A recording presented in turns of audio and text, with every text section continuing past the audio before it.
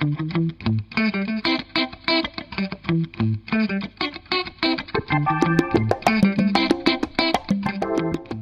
to Cyber Sentries from Cyberproof on True Story FM. I'm your host, John Richards. Here, we explore the transformative potential of AI for cloud security. This episode is brought to you by Cyberproof, a leading managed security services provider. Learn more at cyberproof.com. On this episode, I'm joined by Richa Kaul, founder and CEO of Complyance. That's Compliance with a Y. We cover really interesting ground around the risks that come with third-party AI tools and why being proactive, not reactive, is key for both security and compliance. Richa talks about the balance between what we can automate and what we shouldn't, like education and training, and how freeing teams from the tedious parts of compliance can make massive differences. We also chat about the growing importance of modular AI systems versus massive all-in-one models, and what that means for the future of enterprise AI. Hello, everyone. Welcome to Cyber Sentries. I'm delighted to be speaking to Richa Kaul today, CEO and founder of Complyance with a Y. Richa, thank you for joining us. How are you doing today? Thanks so much for having me, John. I am really excited to be here today. Well, I would love for folks to get to know you a little better and understand how you founded Complyance and why. So kind of what led you on the journey to where you're at right now?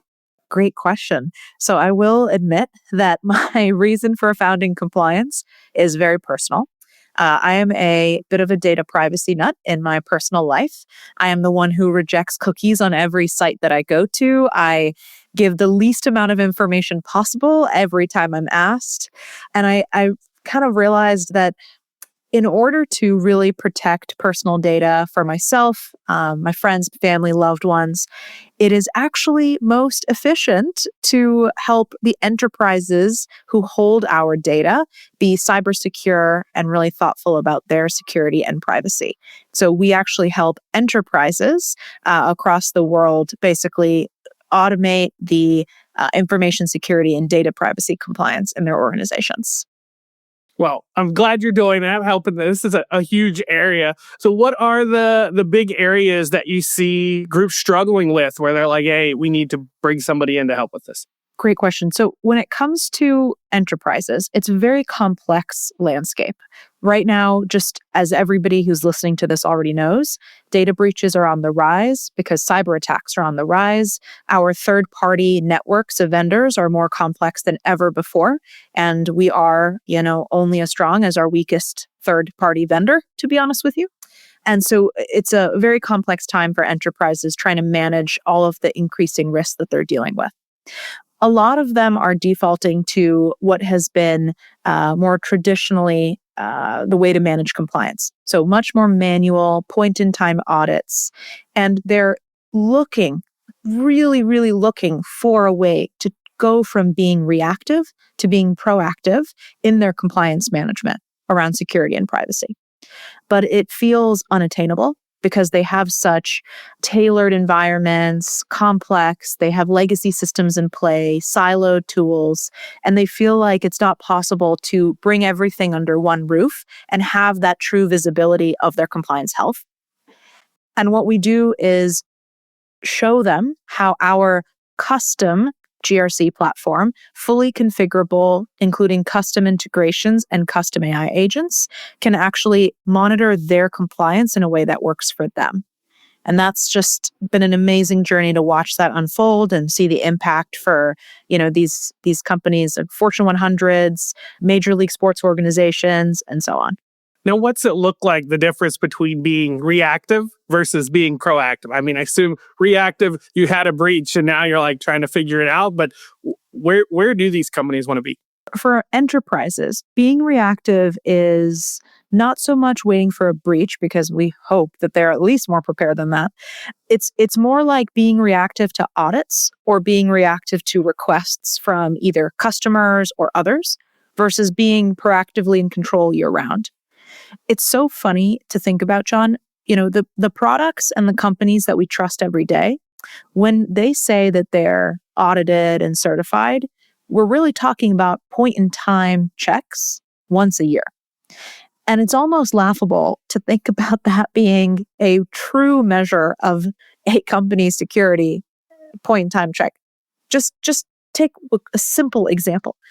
Let's say that, you want to make sure that your service provider on all of their laptops or endpoints have anti-malware and basic protections on. This is just a very simple thing. If you check it one time in the year, you may not really be capturing if that is true or false. And so as simple as that, just getting to continuous monitoring and being able to say, we actually go from more reactive point-in-time checks and responding to problems when they present themselves to proactively monitoring the controls that matter to us with custom checks, and then being able to actually know when something is going off and proactively address it. That's kind of the difference. Does that make sense? It does. It's like the digital version of like a restaurant with a health inspector coming and they say, oh, we're going to clean everything deep before they get here so we can pass through, versus like every night we're on top of this, cleaning everything, and every day this is our priority for us. Exactly right. So you're doing this, and obviously, the world's been changing with the advent of AI and what it lets us do. So how are you bringing AI into this space to help with compliance? There's a challenge in the amount of data people have. I know that can be a really helpful tool in that. So what's that look like for you all as you use AI to kind of help in this area? Counterintuitively, AI is most important for GRC when you go up market. So the more complex the landscape, counterintuitively, the more important AI becomes. And that's because relying purely on automation and integration can only take you so far when you have such siloed systems and legacy tools in place, because they have limited API connectors, limited integration checks for continuous monitoring in a connected way. So you can actually use AI to help bridge the gap. Part of that is MCP, or Model Context Protocol, but a lot of enterprises aren't there yet. We have built that capability for when they are. But we also use AI to review manually collected evidence at scale. And so you're actually able to connect in even with a frequent feed or with, actually manually provided evidence. We're not relying on API connection points or specific built-in integration checks. We're able to use AI to produce completely custom checks. So that means you can decide how you want to check your compliance. You can build a custom test for every single control and use AI to actually run that test every day, hour, week, quarter, however you want to do it. That seems great. But I also know that, you're in the compliance space and AI has its own compliance challenges. How do you get around those and get companies to say, oh, this is an acceptable and safe way to use AI? What are the things you're looking at to make sure that that's not the risk? We've nailed it. And I think we've nailed it because we really care. It is important to us as an information security company to be thinking about exactly the highest bar for security and privacy that we can put in place with our AI. And we hold ourselves to the highest bar because we know that our customers value trust above all else. So there are certain guardrails that we have built in and rules that we have made ourselves follow. Just for what it's worth, none of these have impacted our pace of innovation. These are just built-in constraints. And as we know, constraints actually breed innovation. And so here we are on the other side. Few things is that we have refused to allow client data to train LLMs or our internal models. That is the table stakes, part one. The second one is that the AI doesn't even train the model for our benefit to be used internally or for resources or anything. We have really strict guardrails up within the code itself to actually prevent that from happening. The third thing is that AI features are all opt-in, not opt-out. That seems maybe small, but as we all know, I remember last year there was this big issue when Slack had, announced that AI was turned on for all of its users, and you can opt out of it. But we were all wondering, well, we didn't opt into it. So it's just crazy. I mean, that happens all the time around us. And so that's really important. The fourth thing is that the AI features only access the minimum data that they need, which kind of ties into a different point. Each AI feature is built discreetly, so it's independent. It's not a web of AI, operating across the platform, but rather discrete agents and discrete features that have a start point and an end point. Each are only given the minimum context that they need.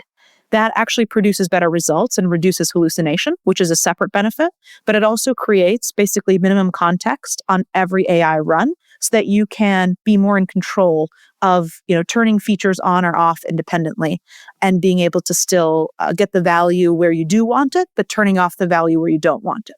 So those are some of the principles that we follow very, very tightly internally to make sure that the AI is meeting security and privacy standards.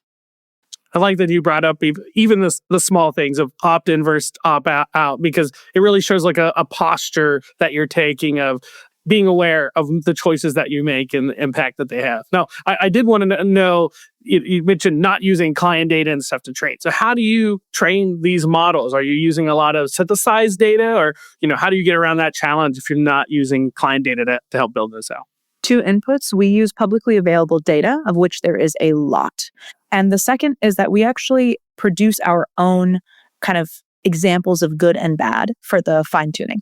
Awesome. That makes sense. Yeah, that way, and you can get them trained. Now, you also mentioned using lots of different little individual ones. Are you using one kind of model behind the scenes? Are you using a wide range of models for each operation? What's it look like to really break down and get to those discrete points?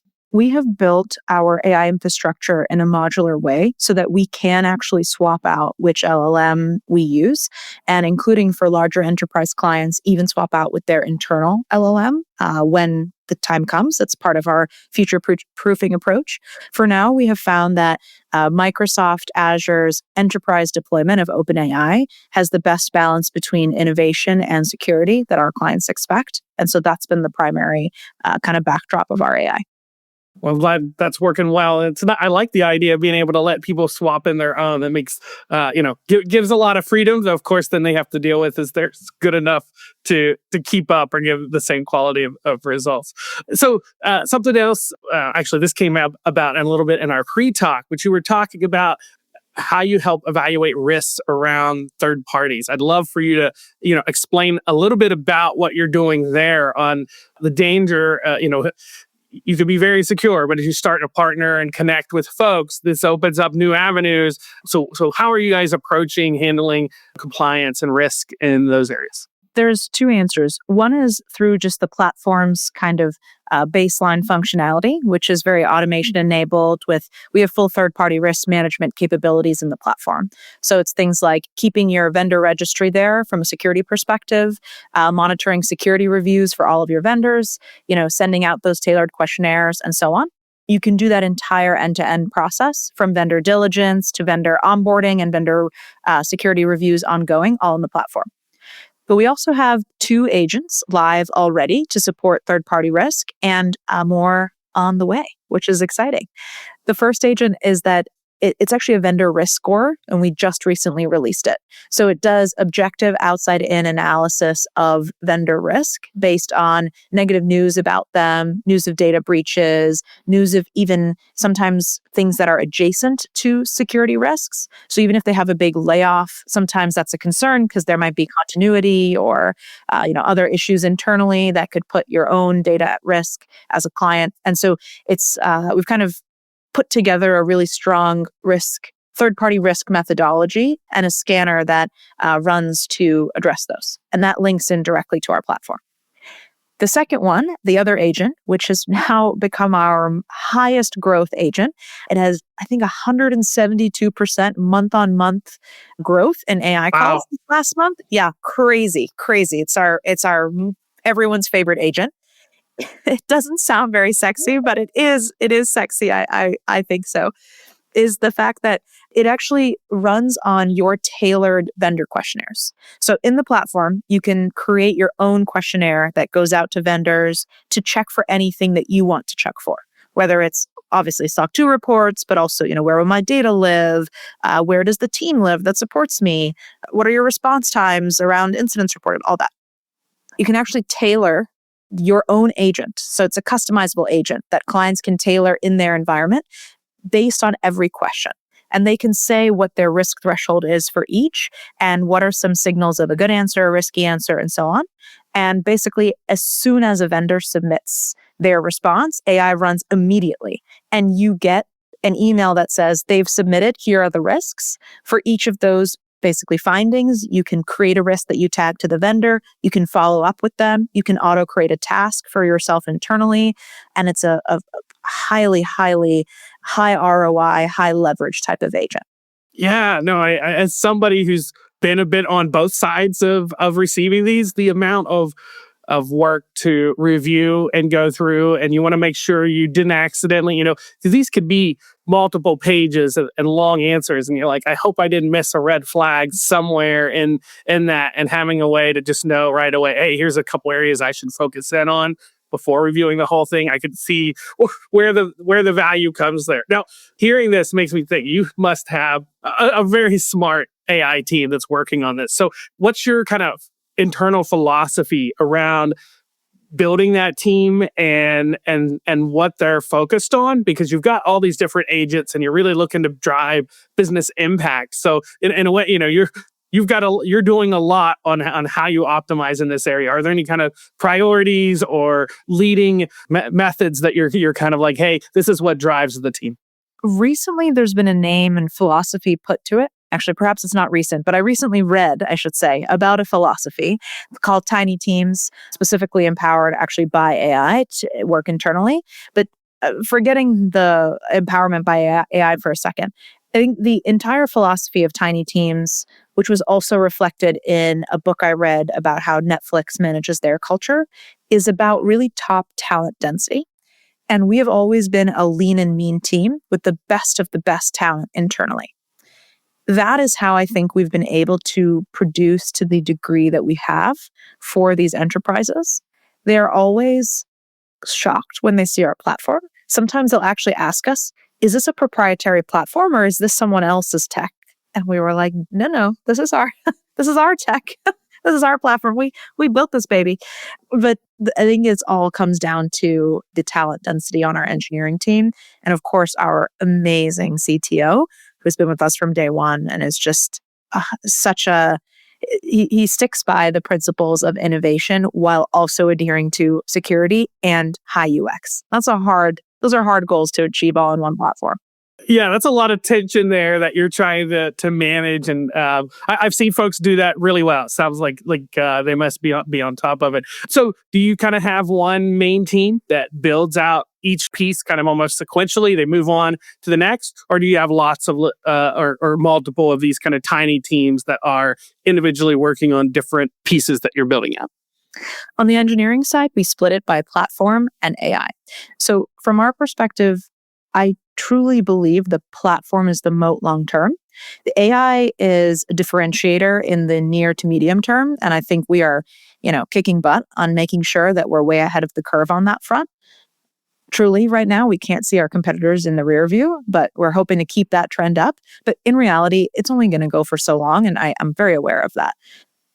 Long term, the platform is the moat. And as much as I'm talking about AI on this call, we are really invested. Actually, 60% of our team is fully invested on platform. So a majority of the team is still spending every single day focused on platform innovation, workflow automation, making sure the platform looks and feels beautiful and works perfectly every single day.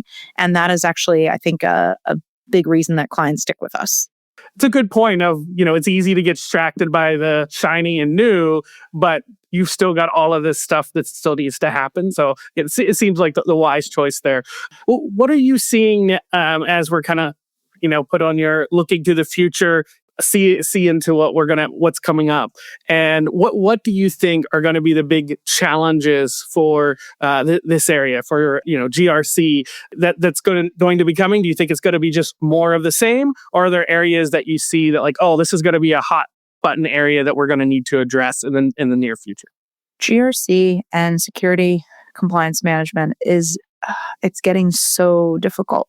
And the rise of AI is only making it more and more and more complex. As an example, even the rise of quantum computing, for example, is going to make the landscape and the tools that are available to bad actors just so much more powerful. And we are not ready right now. And it's going to be something where we have to react in very quick cycles because the future is not yet built for us to secure. And we cannot secure something that we do not yet know the shape of. And as things evolve, it's going to be speed. Speed is going to be the name of the game. As innovations come out, how quickly can we protect and play defense, frankly, on what is, coming down the pipe? And I think that using AI and having your kind of foundations built in a way that's nimble, configurable, custom is going to be the right launching pad to be able to respond to those new threats. The unknown that's sitting out there as we're waiting to see is a little bit terrifying. But I'm glad we've got very smart people on our side as well that are looking at that and saying, how can we handle this quickly? Are you seeing anything in the AI space, not using AI for that, but as you're working with these, top companies, is there anything around how they're implementing AI that you're really focused on in the risk compliance kind of area? So I think actually a lot of AI vendors out there are not necessarily using security best practices in building their AI tools. And it's creating quite risky kind of situations, I think, for a lot of clients that are out there. And unfortunately, it's a bit unknowing because AI privacy and security practices are not yet part of everyday, language, and folks are not fluent in it. And so we are seeing an increase in just risk from things like privacy risk from these AI features taking way more data than they're either saying or than they even necessarily sometimes realize that they are. We're seeing a lot of issues related to, again, more third parties having data because a lot of AI, vendors are relying on other parties to not only run the LLMs, but also run all the infrastructure related to the AI. And that means more subprocessors that have direct access to your data. And then, worried about the security of those subprocessors. So there's kind of this web effect that's happening even more so now. It's complex. What we know though right now is that the risks that are present today, I really believe that we can handle. I think we can handle with, again, custom compliance automation like we have and other folks have actually created to address. I'm going to just repeat that back, make sure I'm understanding, is that for a lot of these enterprises, the AI risk of compliance that they're running into is less around specifically their own internal usage of it. But as they adopt third-party tools and things where they don't know, like maybe they fill out a form, but how do you know they're following the same level of data integrity and governance and compliance that you are? And so as they bring them on, they might be consuming more data into their models and opening up avenues of risk that you just don't know about. And so finding ways to monitor that and ensure that's not happening is really important. Does that kind of capture what you were saying? Yeah, it does, John. And again, that's because from what I have seen, a lot of enterprises are setting up pretty strong, contractual relationships with the enterprise LLMs that they're using. So some of those risks are actually taken care of. Of course, there's always the human risk, which I can come back to in a minute. But that's why I kind of pivoted over to the vendor and third party side, because that's where, the level of diligence just isn't as concentrated. And so it, of course, has more holes in it. Going back to the human risk, that's a big one. We have a lot of employees across the world right now putting their company's confidential data into ChatGPT without even thinking about the fact that it's not the right thing to do. And that's where I go back to that fluency around, AI security hasn't yet sunk into everyday conversation. And, you wouldn't put your social security number, for example, into ChatGPT, I hope, but you might put your corporate documents thinking, no big deal, it'll help me improve my productivity here, but you're still exposing some of that. So I think we've got some work to do there. Is there anything, in my mind, that gets back to kind of the education level of these companies? Do you do anything on the front of like assisting on education for risk and compliance and governance within a group? Or is it mainly monitoring and then they take those best practices and kind of educate their team around, here's what we've put in place, here's how you follow this? The way I like to frame it is that we create capacity for them to do strategic work because our platform does so much of the manual work that they've been otherwise spending their time on. And to me, training and building compliance culture is not something that you can automate. It needs strategic time from these folks. And time is really well spent on that. So if we can, relieve the time that they're spending chasing control owners, following up on audit prep, reviewing vendor documentation, great. let us handle that. But you guys handle building compliance culture, implementing, a real security understanding across your team. That's going to be so much more valuable. I feel like that goes back to earlier when you were talking about that posture of your organization and how you choose, hey, you opt in, you choose individually which pieces you want. It's not all or not. It is a culture that's been created with the idea that security matters and is important, and we're going to, whether it's internally or for our clients as well. So I like the idea that that's not just something you automate. Everybody take this single test or do this little training, and now you've really gotten what it means to be compliant, and we're just going to move on. But rather actually putting in the effort needed to, from the top down, kind of show that's the direction you're going. Are there companies that you see doing this well that you're like, here's what they're doing that you're like, this is a good example of what companies should be looking to do?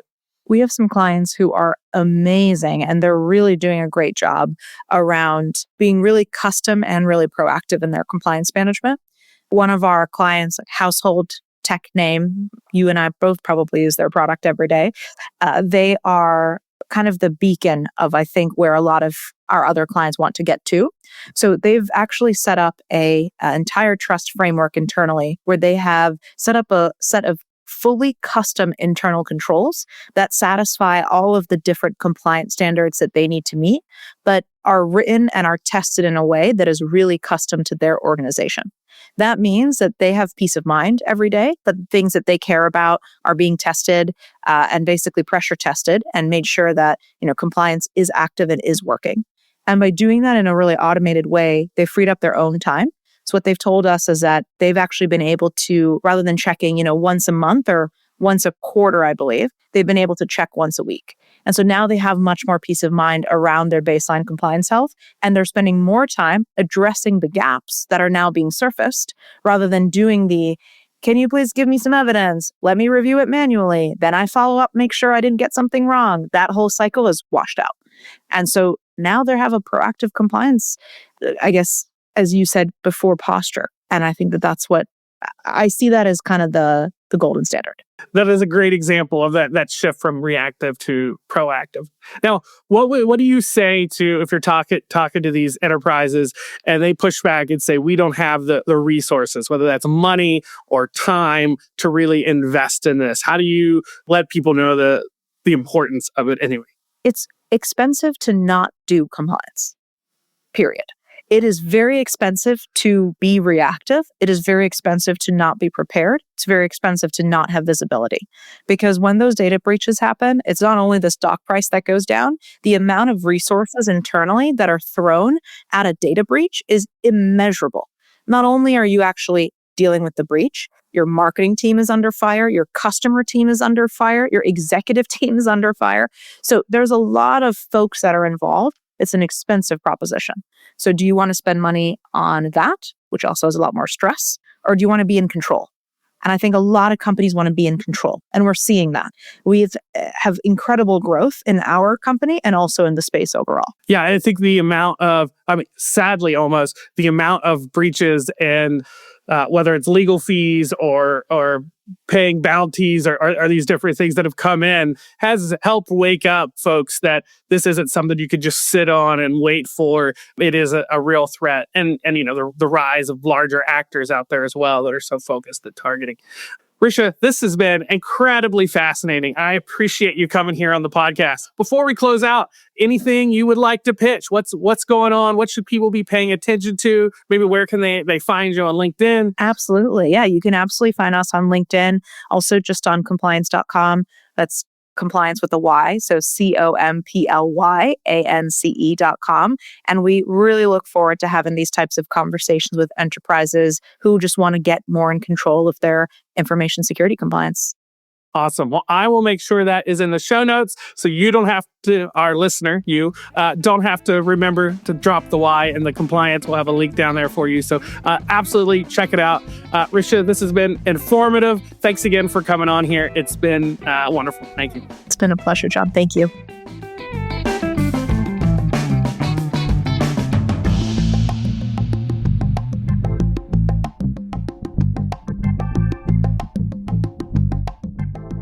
This podcast is made possible by Cyberproof, a leading managed security services provider helping organizations manage cyber risk through advanced threat intelligence, exposure management, and cloud security. From proactive threat hunting to managed detection and response, Cyberproof helps enterprises reduce risk, improve resilience, and stay ahead of emerging threats. Learn more at cyberproof.com.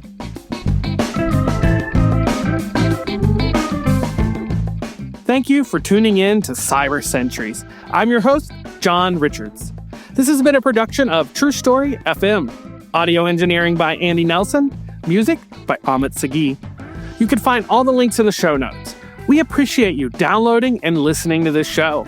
Take a moment and leave a like and review. It helps us get the word out. We'll be back December 10th right here on Cyber Sentries.